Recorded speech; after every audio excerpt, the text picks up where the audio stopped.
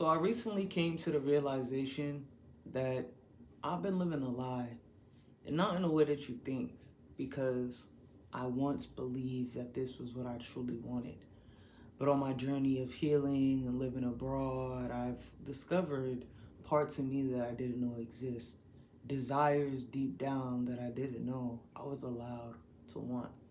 I got to experience a different life than I ever knew was possible for me, which changed my perspective on what it is I want from life.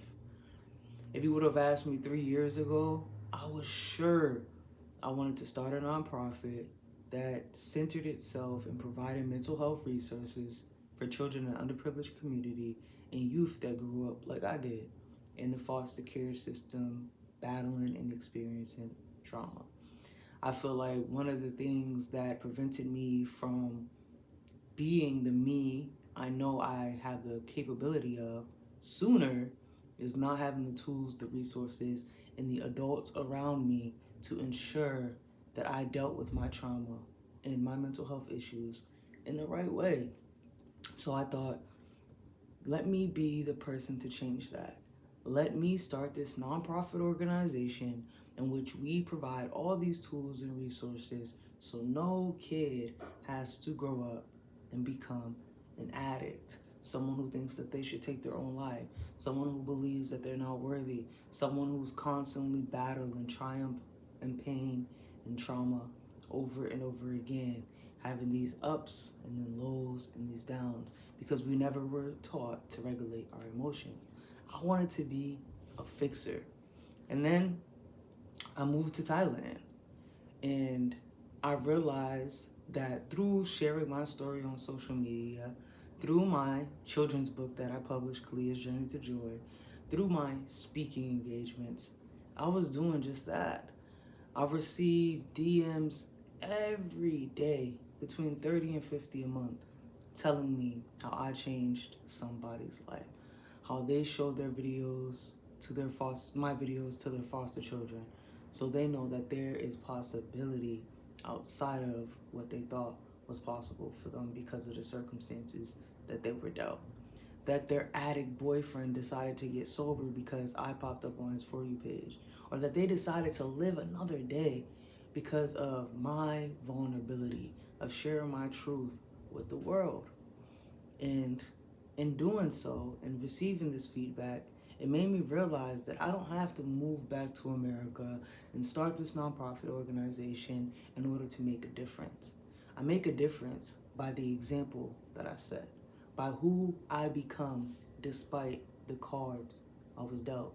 Sometimes people are just looking to have an example of what is possible for them. I never saw somebody change their life in the way that I did.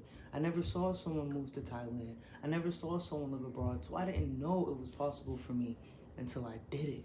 And sometimes that little boy or girl just needs to see that it's possible for them to live a life outside of what they thought they could.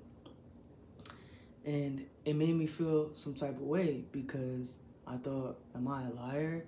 Was I deceiving the world when I was committed to starting this nonprofit? Like, I really filed the paperwork and I had an assistant, and we really were working hard towards making this goal possible. But the more and more I started to heal and grow, the more detached I felt from that dream. And I realized that I can make a difference in a multitude of ways, like publishing more books and being the resource instead of being a building that outsources resources, if that makes sense. I realized in being back in America, when I was met with the opportunity to either fight to stay in Thailand or to come back to the States, I had people that I love in my ear convincing me that this was my one time to make my dream come true of opening my nonprofit. And I felt like I would be wrong if I didn't give it that chance. So instead of fighting for what I really desired and wanted, which was making a living in Thailand by posting my content, sharing my story, and staying abroad because it made me feel good, it's where I feel my best self, I came back to the States.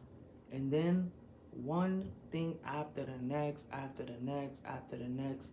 And it just opened my eyes and made it much more clear to me that one, this isn't where I'm meant to be.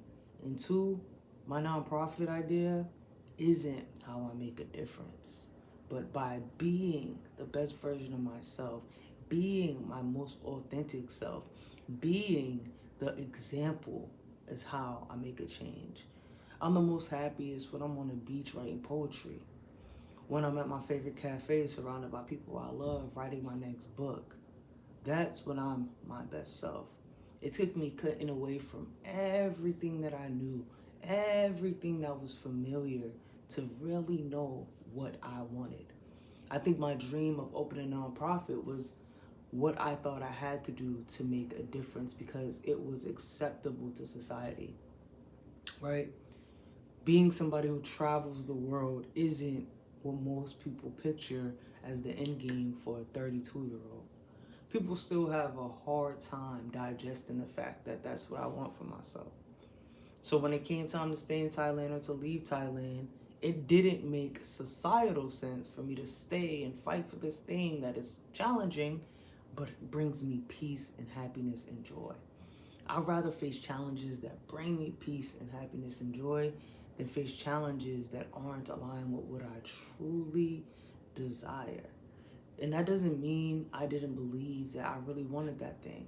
There was a period in my life where I thought I did. I really thought I wanted to run a nonprofit organization. And who's to say in 5, 10 years that fact won't be true? But I think what I'm trying to say as I ramble is that we have to give ourselves permission to change our mind. And I know it's hard because sometimes you feel like you're living a lie. You knowing yourself as a doctor for all these years, you knowing yourself as a wife for all these years, you knowing yourself as somebody who goes down this path, and now you want to take it right. You want to try something different. You want to experience something new. You want to find out what you truly want outside of what the world tells you that you should.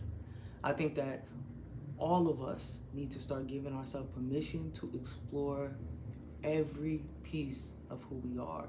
And that might be cutting yourself off from who you thought you were and who you thought you had to be. It's a hard thing to navigate. It's a hard pill to swallow. And being back in the States, it's just like I came back here in order to pursue a dream just to get here and realize that's not my dream anymore. And it hasn't been for a long time. I think I just allowed myself to continue to believe it was because it was the thing that I thought would make people proud of me. It was the thing I thought would make me feel seen. So subconsciously, I was doing this for others. It wasn't for me. I realized that I am making a difference, and I can do that in a way that makes me feel good, in a way that makes me feel alive. My impact isn't defined by what society says impact is. My success isn't defined by what society tells me success has to look like or be. I'm doing what's best for me, and in turn, I'm being the best version of myself for the world. And I want you to take this lesson to do the same for you, because you deserve to live a life that feels good to you. You deserve a life that you choose, and you can choose different every single day. We have free will, so use yours. I love you.